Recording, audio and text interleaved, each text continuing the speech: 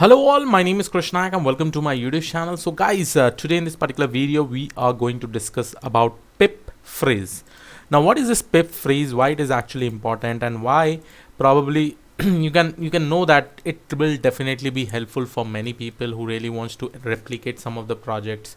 You may be working in a team, you may be basically working in a specific project, and definitely need to do the setup.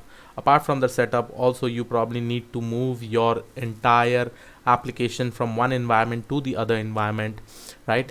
And this pip freeze command can be very helpful, and this freeze command will actually help you to create your entire packages. So I hope whenever you see some kind of data science projects, right, at that time you basically see a file which is called as requirement.txt. Now what is this requirement.txt and what it actually says? This requirement.txt is with respect to whatever projects that you are trying to work on, and suppose you have used all these particular libraries which is necessary for your application. Definitely you do all this kind of installation, right? But what happens at a point is that whenever you are developing an application, probably not you'll not be knowing that whether you'll require all these libraries that are actually required over here.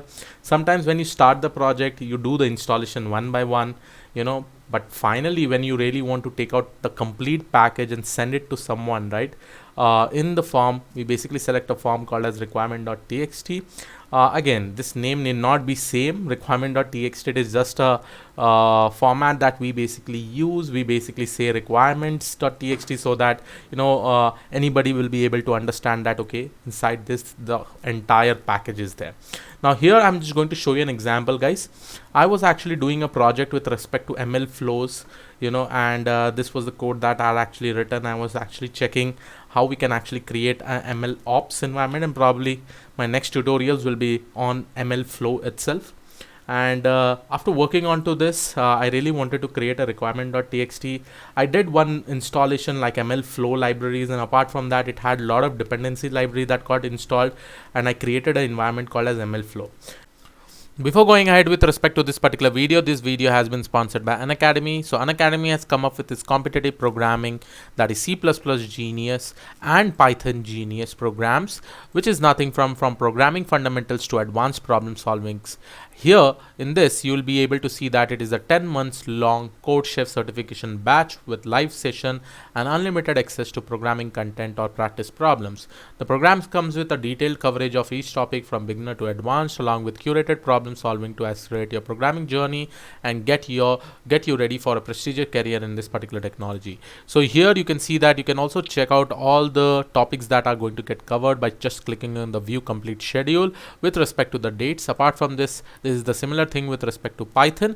Here the fundamental programming language that will be used is Python programming language, and here you can also check out the entire topics that will be covered by clicking on the view complete schedule. So if you are interested into this, make sure that you subscribe it. Use my code, that is KN06. By that you'll be able to get a 10% discount. So all the information regarding this will be given in the description of this particular video. Now in order to create the entire package, now probably I want to deploy this particular project in some of the cloud, right? I definitely require requirement.txt, and you know that I don't know, right, how many number of dependencies libraries has been installed and all. I really want to understand that how many libraries are there, so that I can take this entire package, dockerize it, probably use Kubernetes and try to deploy it in any kind of environment. But before that I definitely require requirement.txt. So a better version actually to create requirement.txt is that what I'm going to do is that I'm just going to write pip freeze. Okay, so this is basically the command, and I'll say that okay, greater than, and this will be my file name, right, requirement.txt. Now in short, whatever libraries I have actually installed in this, I'm just going to take all those packages, put in this txt file, and probably later on do the deployment wherever I want, and definitely this is the process that I usually follow, and everybody's follow who actually does a lot of projects with respect to the data science. Now after executing this, here you can see that it has got successfully executed, and this is basically my requirement.txt. If you don't believe me, again what I'm going to do is that I'm just going to delete this.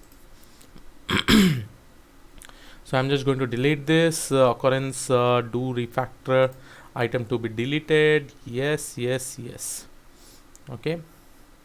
So I'm just going to go over here. Now I don't see any requirement.txt. I'm just going to execute the next command over here, the same command.